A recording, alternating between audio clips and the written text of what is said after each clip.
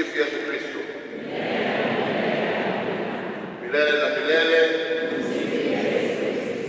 Asante sana. We gather here today as people from different backgrounds, different religions, to remember and to celebrate the life of a man who truly walked in the path of Jesus.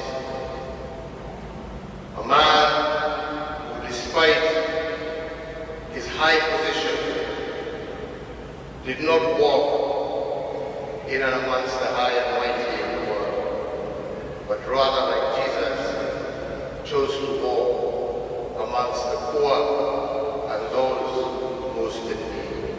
A true lesson, a true example of what we all call servant leadership. He chose to serve, not to be served.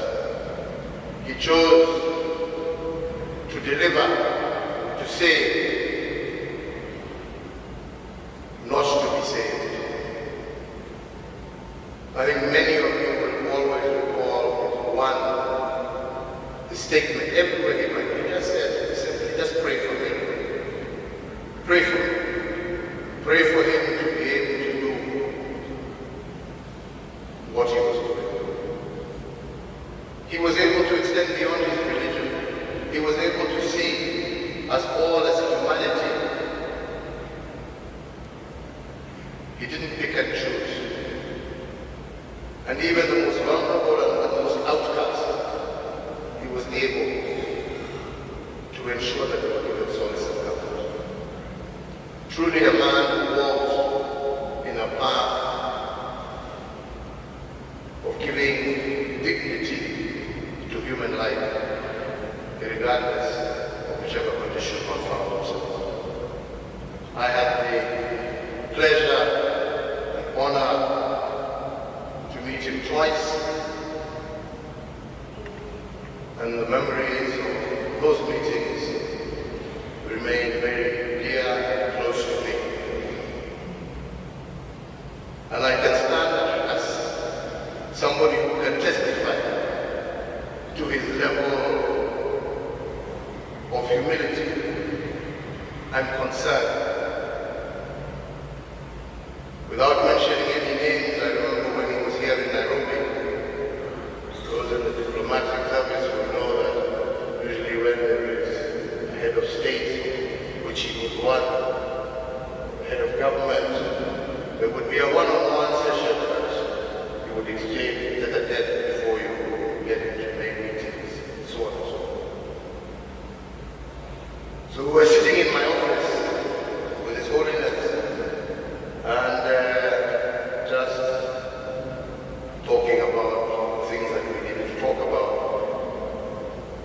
This was an office where I met very many different people, from Obama to leaders from all over the world. And when we finished we were now to go to the meeting, somebody had really requested that they would like a moment with His Holiness. I didn't know how to put this. Anyway, I decided I was going to put the message across. He said, "Oh, no problem." So I invited the person over to my office before we moved out, sat, went back to the seat, silence in the room. Nobody's talking. And His Holiness looked at me and told me, "I thought you said you wanted to talk to me." So for the first time as president, another head of state threw me out of my own office.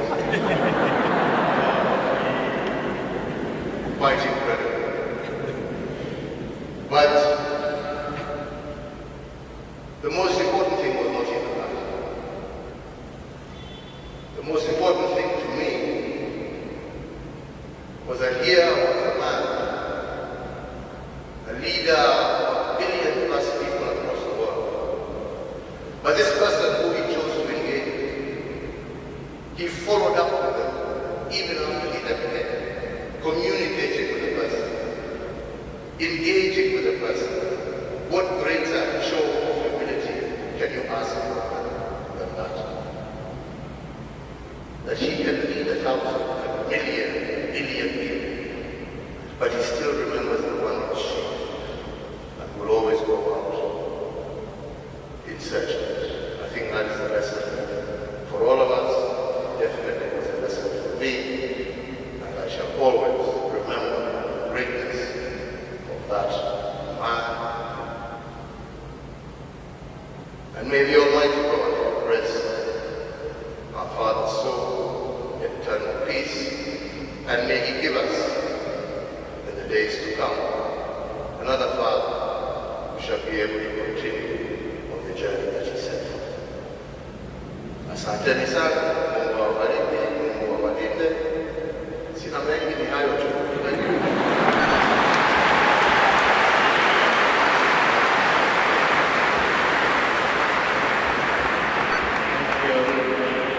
Thank you, Excellency Uhuru Kenyatta, for sharing that bit of hunting experience with the Holy Father, Pope Francis. Thank you. Now, I would like humbly to invite and welcome His Grace